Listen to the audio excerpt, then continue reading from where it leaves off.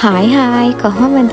ඔන්න කාලෙකින් තමයි travel log එකක් මම අරන් travel log එකක් කිව්වට අපි මේ trip එකක් නෙවෙයි යන්නේ day out එකක්. ඉතින් අපි කට්ටිය එක තැනකට එකතු වෙලා ගමන පටන් ගත්තා. අපි යන්න තෝරගත්තේ දිගන Victoria Range කියන resort එකට. එතනට යන්න තියෙන්නේ දිගන village එක පහු කරලා නුවර පැත්තට යද්දී අඹකොටේ පාර හම්බෙනවා. ඒ අඹකොටේ පාරේ දිගටම ගිහාම මේ විදිහට Victoria Range කියලා board එකක් ගහලා security room එකක් තියෙනවා. ඒකෙන් ඇතුළට යන්න ඕනේ. පාරේ කිලෝමීටර් දෙක තුනක් විතර ගිහාම තමයි මේ වික්ටෝරියා රේන්ජ් එක තියෙන්නේ. ඇවිල්ලා මොකක් හරි ප්‍රයිවට් ප්‍රමිසස් එකක් මට තේරුණ විදිහට නම් මම දන්නේ නැහැ මොකක්ද කියලා. හැබැයි මේ පරිසරය මාරම ලස්සනයි. ඉතින් පරිසරයේ ලස්සන බල තමයි වික්ටෝරියා රේන්ජ් එකට යන්න තියෙන්නේ.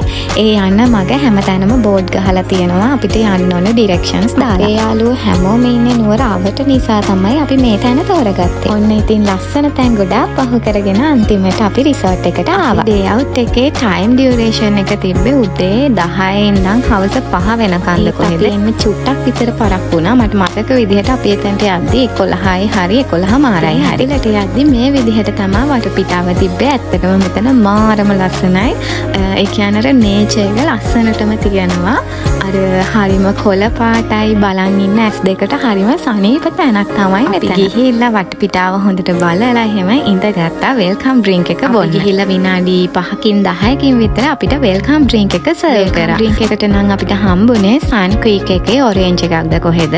මම වැඩි සන් ක්වීක් එක බොන්න කැමති නැති හින්දා මට නම් ඒක එච්චර සෙට් උනේ නැහැ. කට්ටිය පටන් ගත්තා ටෙනිස් ගහන්න. ඇත්තටම මෙතන ගේම්ස් ගොඩාක් කරන්න පුළුවන්. ක්‍රිකට් ගහන්න පුළුවන්, ටෙනිස් පුළුවන්, බැඩ්මින්ටන්, වොලිබෝල් ඒ වගේ ගොඩක් දේවල් කරන්න පුළුවන්. ඉතින් අපේ කට්ටිය ඇති තරම් මේ සෙල්ලම් කළා. ඉතින් පූල් එකේ නාලා අපි අපේ පාටි එක පටන් ගත්තා. මෙතනට අපිට ලිකර් අරන් යන්න පුළුවන්. හැබැයි බියර් එහෙම එයාලගෙන් ගන්න ඕනේ. ඒ වගේම තමයි බයිට්ස් උත් එයාලගෙන් තමයි පර්චේස් කරන්න ඕනේ. ඊළඟට අපි ගියා ලන්ච් එක ගන්න. ලන්ච් එකට අපිට තිබ්බා වෙජිටබල් සුප් එකක්, ෆ්‍රයිඩ් රයිස්, චිකන් ඩෙවල්, මාළු බැදලා, බටු මෝජු, පරිප්පු, සැලඩ් එකක් එක්ක චට්නි, පපඩම්. මෙයාලා අපිට කලින් දීපු මෙනු එකේ මෙච්චර ගොඩක් ಜಾති තිබ්බේ නැහැ. සුප් එකක් එහෙම ඉන්ක්ලූඩ් වෙලා තිබ්බේ නැහැ. ඒත් අපිත් එතනට ගියාම සර්ප්‍රයිස් වුණා. එච්චර දෙයක් තියෙනවා. ඉවර වෙලා ඩෙසර්ට් එකට අපිට සර්ව් කරේ වටලප්පන්, ගස් ලබුත් එක්ක කොමඩෝ.